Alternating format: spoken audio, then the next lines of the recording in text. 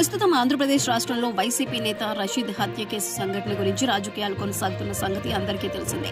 వినుకొండలో YCP నేత రషీద్ ను తెలుగుదేశం పార్టీకి చెందిన వ్యక్తి హత్య చేశాడని వైసీపీ పార్టీ ఆరోపణలు చేస్తోంది.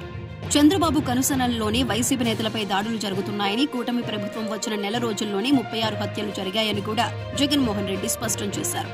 అంతేకాకుండా రషీద్ ఇంటికి వెళ్లి మరీ పరామర్శించారు జగన్మోహన్ రెడ్డి.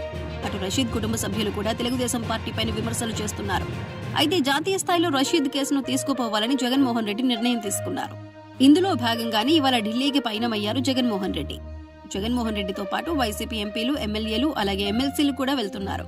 పార్లమెంటు సమావేశాలు జరుగుతున్న నేపథ్యంలో ఢిల్లీలో ధర్నాలు చేస్తే చంద్రబాబుకు ఆయన ప్రభుత్వానికి జలకివ్వొచ్చని జగన్మోహన్ రెడ్డి ఈ నిర్ణయం తీసుకున్నట్లు తెలుస్తోంది.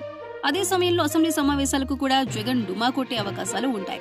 అయితే ఢిల్లీలో చేయబోతున్న ధర్నా నేపథ్యంలో అన్ని పార్టీలను కలుపుకొని ముందుకు వెళ్తామని జగన్మోహన్ రెడ్డి ప్రకటించారు. అన్ని పార్టీలు అంటే కాంగ్రెస్ పార్టీ కూడా అందులో వస్తుంది. ఎన్డీఏ కూటమికి జగన్మోహన్ రెడ్డి వ్యతిరేకంగా పనిచేస్తున్న నేపథ్యంలో కాంగ్రెస్ కూడా జగన్ కు సపోర్ట్ ఇచ్చే ఛాన్స్ ఉంది. ఆ దిశగానే రాహుల్ గాంధీని కూడా జగన్మోహన్ రెడ్డి కలవబోతున్నారట. కాంగ్రెస్ ఎంపీలను తమ ధర్నాలో పాల్గొనేలా ఆదేశాలు ఇవ్వాలని జగన్మోహన్ రెడ్డి కోరబోతున్నారని సమాచారం అందుతోంది. దీనికి రాహుల్ గాంధీ కూడా సానుకూలంగా స్పందించే అవకాశాలు ఉన్నట్లు జాతీయ నాయకులు చెబుతున్నారు.